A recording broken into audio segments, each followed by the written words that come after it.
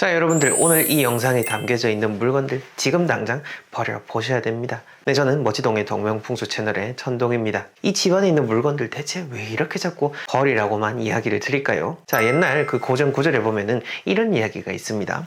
물필자부, 물건은 반드시 스스로 내부에서부터 썩어 들어가는 것이고 이후 충생, 그런 뒤후에 그 안에 벌레들이 생겨난다는 겁니다. 자, 여러분들, 사과를 생각해 보시면 됩니다. 사과는 일단 썩어야지 거기서부터 다시 벌레가 만들어지는 겁니다. 우리의 삶에 있어서 일어나는 나쁜 것들은요, 곧 우리 집안에서부터 비롯된 겁니다. 우리 집안에 있는 좋지 않은 기운들, 우리 집안에서 내가 방치해버린 그런 물건들로부터 바로 그런 해로운 기운이 생겨난다 라는 것을 기억하시면서 오늘 제가 말씀드리는 이야기들 잘 들어보시고 믿는 마음으로 삶에 적용해 보시길 바랍니다.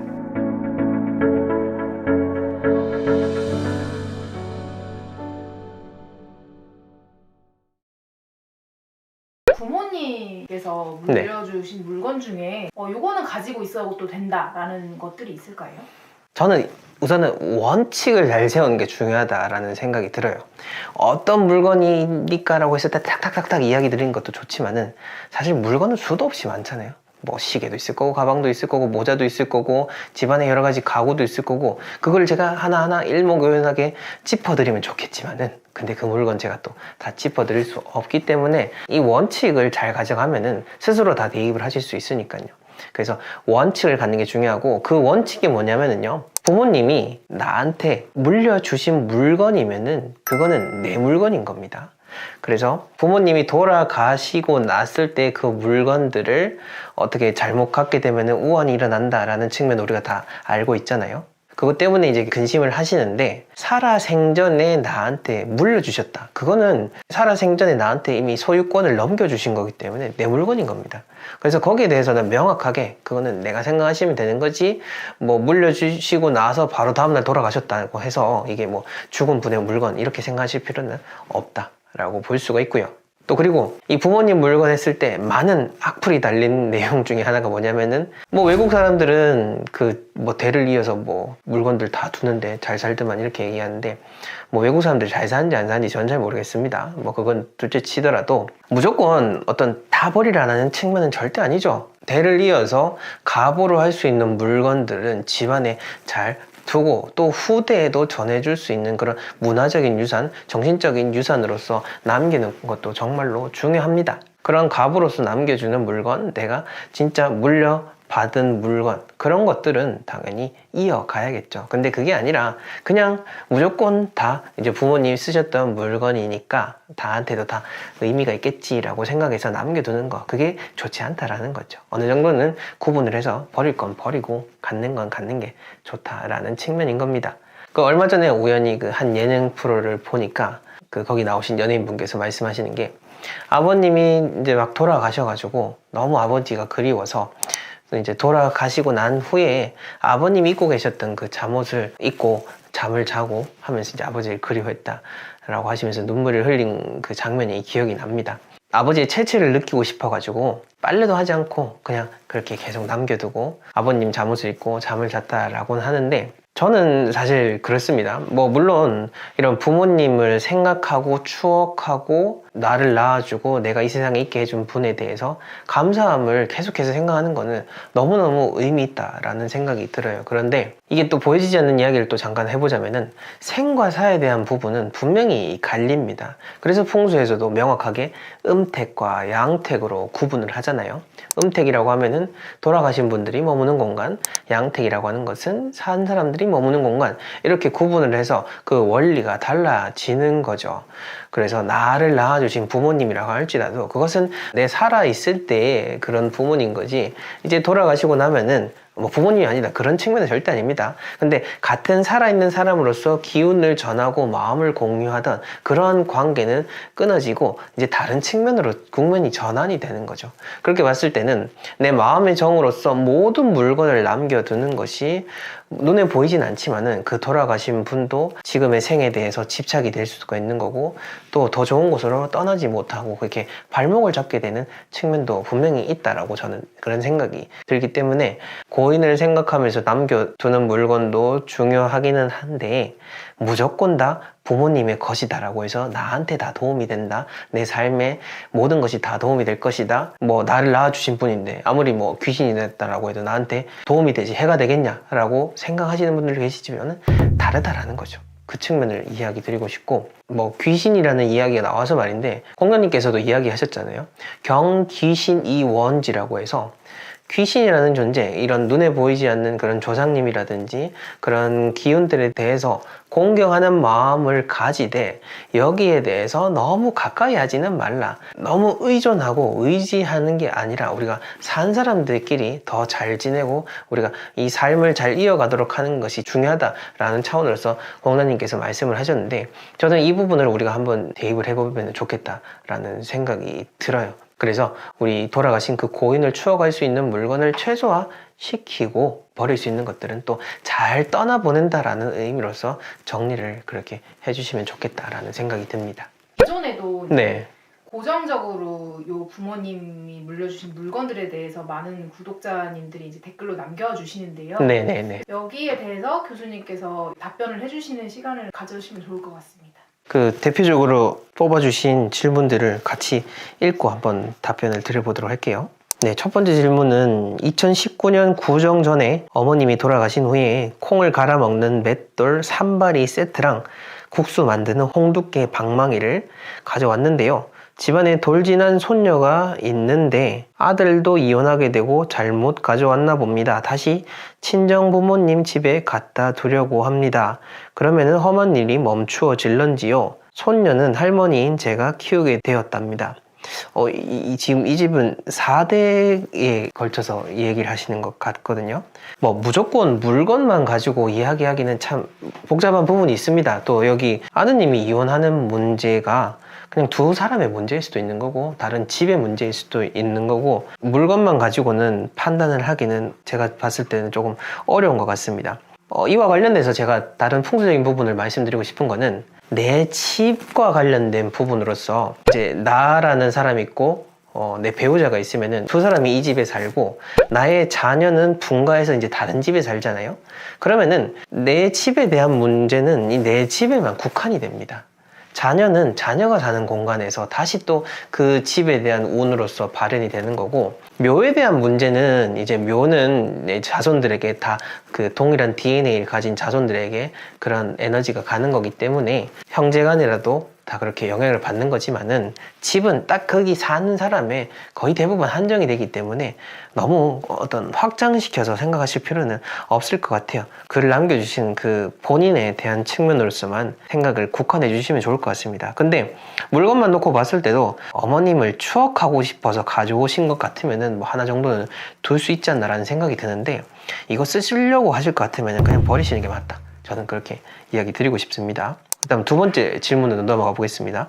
외할머니가 사용하시던 염주를 차에 걸고 다닙니다. 괜찮겠죠? 만약에 외할머님이 이제 돌아가셨다라는 전제하에서 보게 되면은, 돌아가신 할머님이 기존에 차고 계셨던 염주, 나한테 주셨으면은 문제가 없겠지만은 살아생전에 주신 게 아니라 그냥 돌아가셨고 외할머님이 남겨놓으신 물건 중에서 내가 했다라고 한다면은 저는 이거는 안 쓰는 게 맞다라고 생각이 됩니다. 특히 그 종교용품 같은 경우에는 살아생전에 그 쓰셨던 사람이 강하게 그런 염원을 하고 있던 거기 때문에 그 돌아가셨다라고 해도 그 혼에 대한 측면으로서 봤을 때는 집착을 일으킬 수 있는 부분이 분명히 있을 겁니다. 오히려 이게 나한테는 좋지 않은 측면이 있을 수가 있으니까요. 그거는 정리를 하시는 게 좋고, 왜 이거와 비슷하게 그 파묘에서 나왔었잖아요. 영화에서도.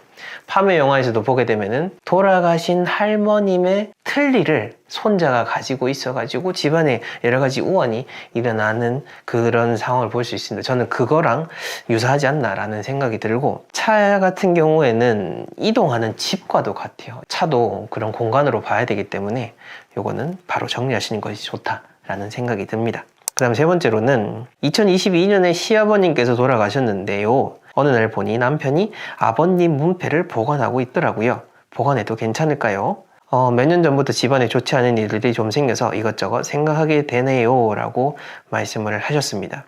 이것도 아까 제가 처음에 말씀드렸던 거랑 비슷한데 집안에 이게 막 일이 꼬이고 하다 보면은요 풍수적인 부분이 당연히 절대적일 겁니다. 근데 그와 더불어서 좋지 않은 상황일 때는 꼭 밖에서 들여온 뭔가 물건이 있을 때가 그게 있더라고요. 저도 참 그게 신기하던데 아마 이분도 그런 식으로 잘 맞아떨어진 게 아닌가라는 생각이 듭니다. 역시나 이것도 남기고 싶은 측면에서 남겨두는 건 상관이 없는데 이걸 통해서 뭔가 찝찝한 기분이 든다, 부정적인 생각이 든다라고 하면은 당연히 그냥 정리하시는 것이 좋고, 물건 얘기가 나와서 말인데 버리는 방법 참 많이 말씀해 주시는데 그냥 얼른 편하게 집에서 빼내는 게 그게 우선이니까요. 그냥 버리시면 됩니다. 특별한 방법 없으니 잘 정리하셔가지고 평안하게 지내셨으면 좋겠습니다.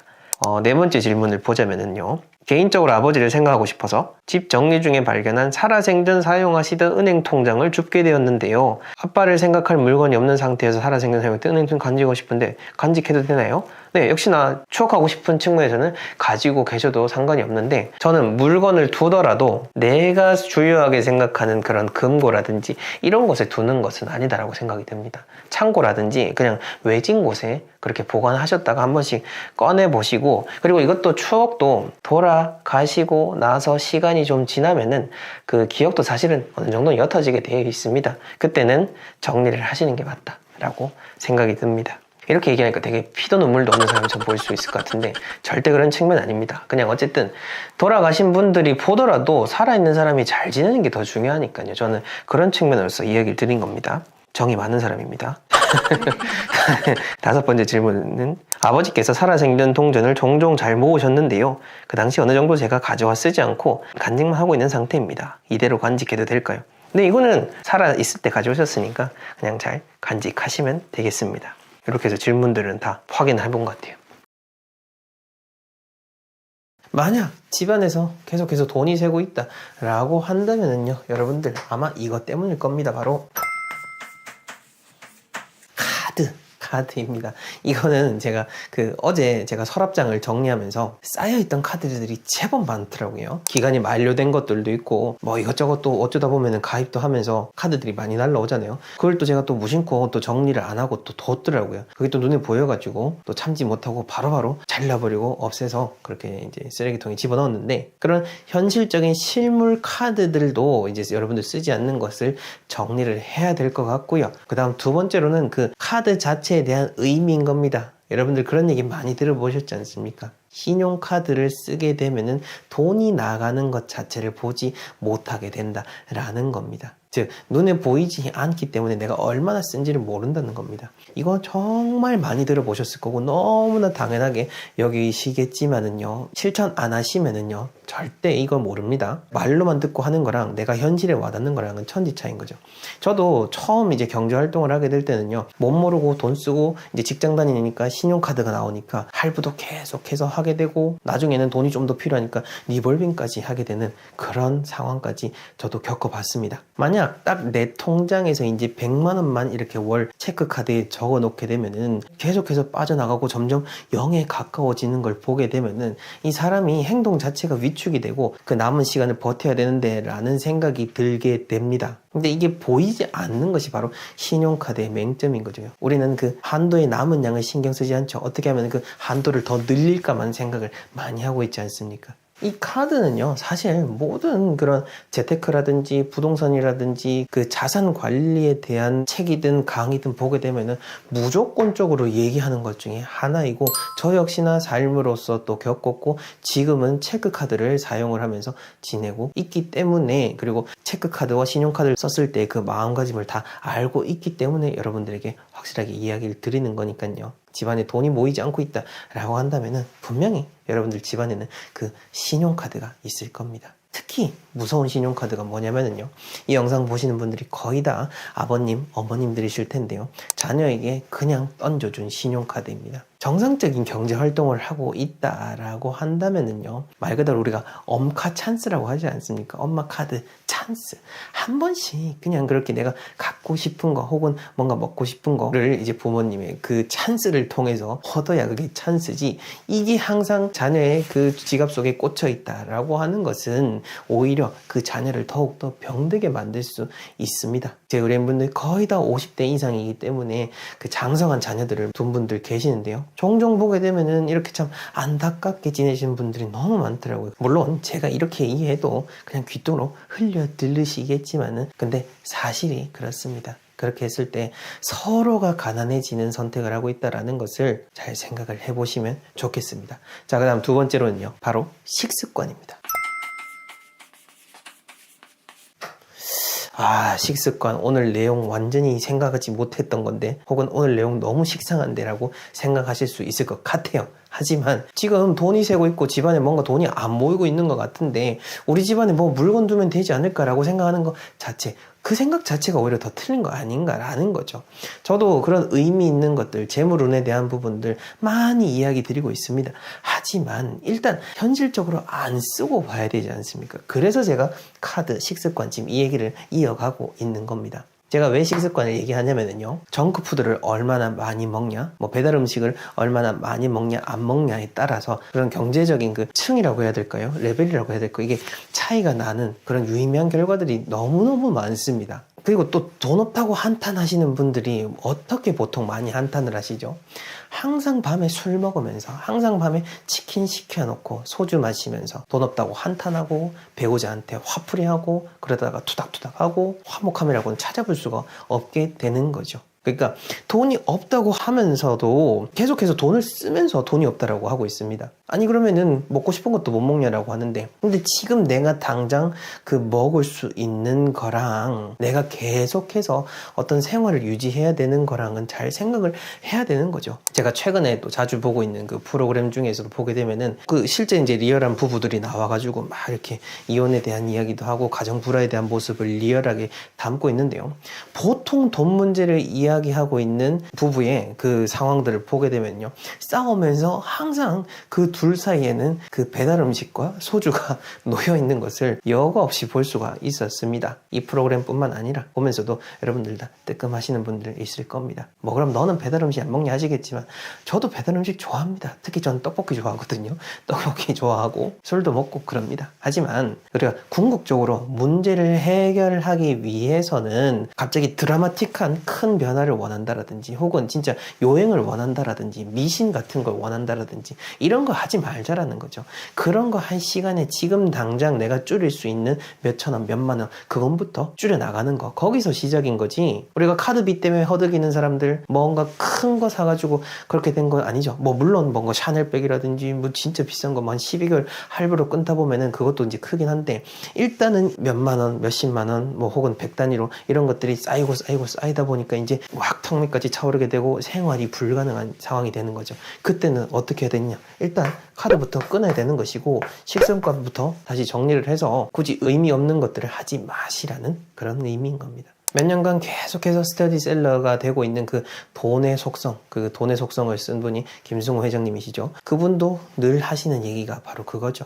작은 돈이라고 해서 절대 무시하지 말라는 거고, 제가 현장 특강 가서도 그분이 예를 들었던 게 제가 지금 뇌리에 강하게 박힌 게 뭐냐면은 식당에서 밥 먹고 이제 주차권을 받아와야 되는데 주차권을 받기가 귀찮아가지고 그냥 몇천 원 내고 나가고 하는 거. 그런 것들이 모여가지고 결국 큰 돈이 되게 되는 거고 가난해지게 된다 라고 이야기를 하셨고, 저도 그런 모습들이 삶 속에 있는 것을 인지를 해가지고 부끄러움을 느꼈던 기억이 강하게 있습니다. 저에게 풍수 컨설팅을 요청하시면서 상당 부분 고민하고 있는 것 중에 하나가 바로 돈 문제입니다. 근데요, 돈 문제라고 하는 거 물론 공간의 문제 다 거기에 해당될 수 있습니다. 하지만 나라는 사람 자체가 돈이 빠져나가는 구멍일 수도 있다는 거, 그 점도 간과해서는 안 된다라는 것을 말씀을 드리면서 오늘 이야기 마무리하도록 하겠습니다. 우선 첫 번째로 진짜 잘 산다 하시는 분, 소위 말해서 회장님이든 대표님이든 아니면 진짜 땅 부자들이든 그런 분들의 집에 가게 됐을 때 제가 느꼈던 가장 첫 번째 특징은요, 바로 풍수 소품 자체가 거의 없습니다. 많은 분들이 정말로 좋아하시는 그 해바라기에 대한 거라든지 뭐 부엉이라든지 돼지라든지 그런 것들을 신기하다 싶을 만큼 찾아보기가 어렵습니다. 정말 의외죠. 많은 분들은 이렇게 풍수에 대한 소품들을 가득 그렇게 쌓아놓고 현관에 수북하게 진짜 마치 동물의 왕국처럼 부엉이도 살고 있고 돼지도 살고 있고 두꺼비도 살고 있고 그렇게 만들어 놓는데 진짜 돈이 있는 사람들은 그런 것들을 거의 두지 않는다라는 사실을 우리는 생각을 해봐야 됩니다. 그러면 풍수소품 다 의미 없구나. 절대 그런 뜻은 아닙니다.